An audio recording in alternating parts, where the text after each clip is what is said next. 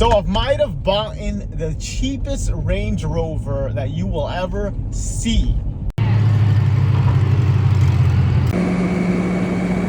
Check this out, guys. Got a 2004 Land Rover Range Rover for $1,500.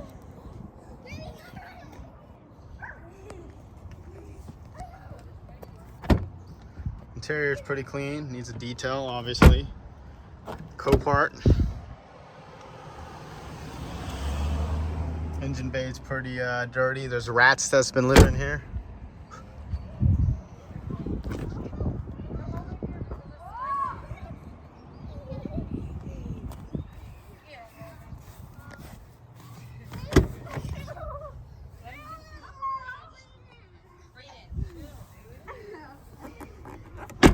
So lately I've been on the Range Rover Land Rover gang, and it's been pretty crazy for me because of all the hate that I've been getting. A lot of people have these misconceptions of why Land Rovers are the worst and the most unreliable vehicles out there. I'm going to explain to you my point of view and how I feel about the Land Rover Range Rover cult that's out there. So welcome back to the channel, guys. My name is Soda with Soda Motive, and we're going to be working on a Land Rover Range Rover today. So I think I might have gotten the cheapest Range Rover you can find, and for me personally, I think it's a decent deal. You're about to find out why. I bought this car for $1,100. I actually won it from the auction for $1,100. After fees, I paid about $1,500. So in my books, I think that's the cheapest Range Rover. It's a 2004 Range Rover HSE, and it has 124,000 miles. It runs and drives, and it's definitely have potential. So stay tuned for that, guys. I'm going to show you guys this Range Rover and why I got it for so cheap. I'm in the middle of cleaning it up a little bit. It's been sitting for a few years now. You could tell because you got a lot of the pine needles here. It's probably been sitting outside in a yard because the paint is not that clean. Also, you got rats running around in here. It's a bunch of rat crap, and it smells like someone died in here. Maybe a few freaking rats. Who knows? But you could tell because that's been chewed by rats. The other interior panels as well. Other than that, if this thing was kept inside, it would have been mint, super clean. There's 124,000 miles. But other than that, I think it's gonna clean up pretty nice. If you go over to engine bay, you're gonna see that it's really dirty. Definitely look like mice were partying in here. This is probably like the clubhouse for the mices and the rats. Also maybe the birds. You got a lot of debris from the trees here as well. So it's definitely been sitting for a few years, and it's not that bad. It's one owner. I think it just needs a major detail, which is gonna be super satisfying. I'm not gonna do it. I might even pay a specialist to do it just because this is pretty out of line, but we'll see what happens there, guys. Other than that, I got it for a great deal. We picked it up for about $1,150 after fees, about $1,600. That might be the cheapest Land Rover, Range Rover that honestly is on the books, because that's a really good deal. But yeah, it needs a little TLC. It runs and drives great. This car is amazing. Reason why is because it's super practical as far as reliability. A lot of people would argue and say that it's not as reliable, but it has everything you need. Heated windshield, you got heated seats front, both heated seats here and heated seats in the back as well. And then you got other amenities like heated steering wheel, and these mirrors fold in. See if the button actually works. Oh, you can hear it trying to go. But these mirrors do fold in and out once there's power. It needs a new battery, so all the functions aren't gonna work. It has sunroof, ambient lighting, and yeah, there's a lot of features in here. It has air suspension that I don't think works yet, but I'm gonna try and reset it later. And a bunch of features as far as syncing up to the phone. No Bluetooth, just because it's an 04. I don't know why they didn't have it up to date. I think this thing takes tapes. But other than that, guys, I'm not gonna bore you with what it is. I'm gonna clean it up and show you the potential this thing has. So let's get to it.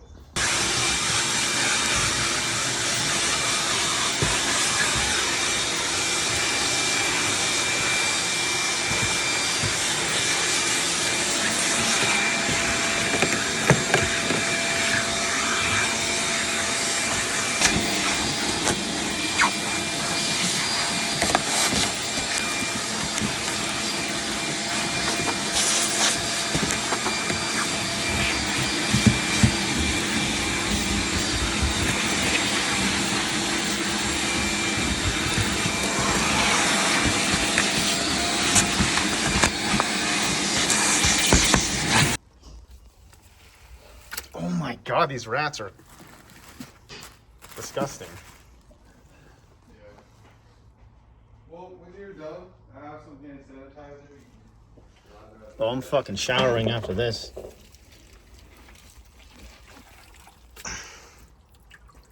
the bright side, though,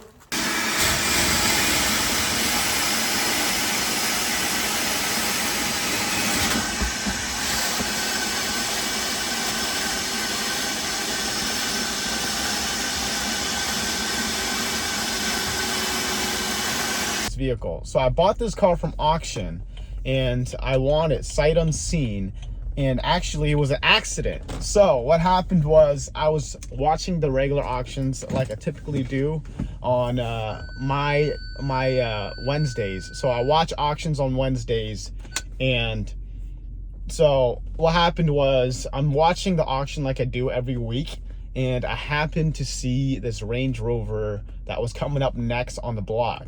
Now, keep in mind, guys, I haven't bought a car from auction for about a year. So I took all my buying power out. My minimum buying or my maximum buying power was $1,200. So that means I'm only allowed to bid up to $1,200.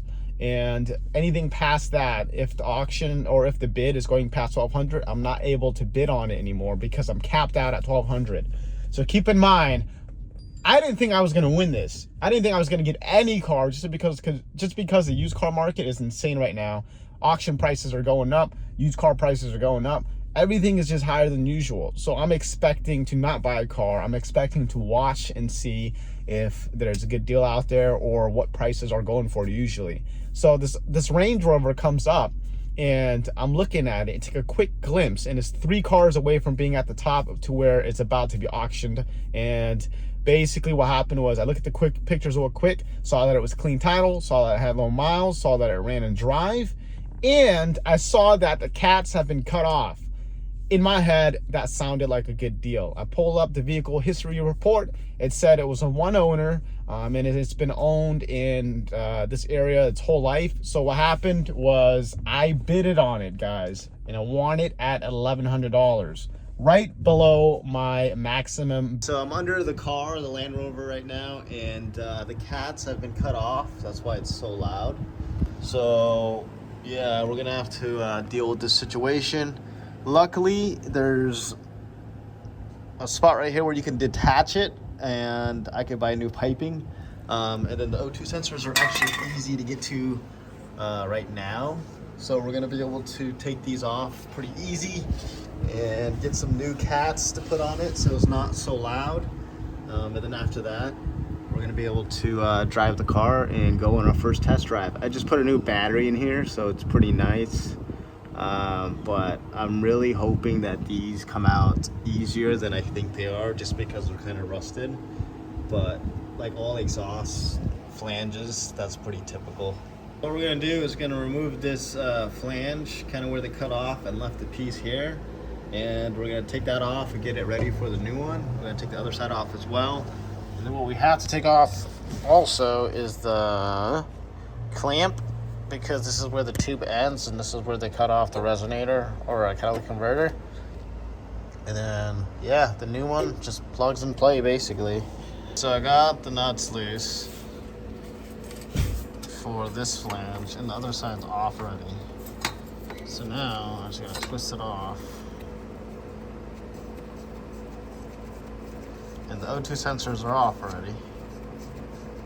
So that's nice. PB blasters are fun, guys. So now all we gotta do is take these 2 flange bolts off, or 2 clamp bolts off. O2 sensor, this one's crazy. They tried cutting through it. Like, I'll show you guys that once I remove it, but they tried cutting the exhaust right here, the catalytic converter, and they're cutting into the O2 sensor. So it kind of missed it. I'll show you guys right here.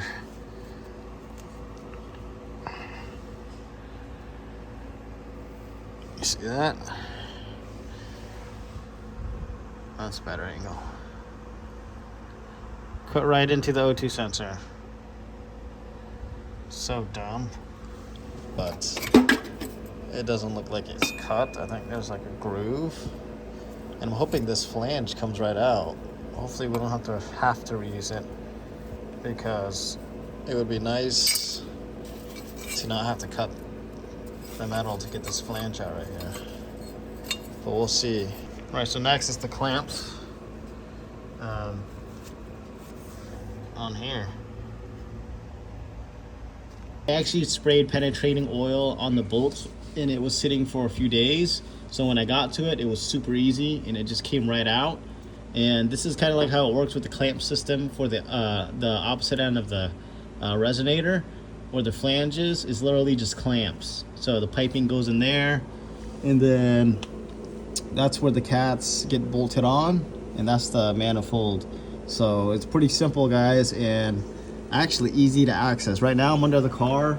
I'm not even, there's no jack stands or anything, and the battery's unplugged. So yeah, I mean, this is stock height too. I could just crawl under and work on the car, which is pretty nice. So all we gotta do now is order new cats, install them so they're not loud, and we're gonna go on our first test drive once that happens.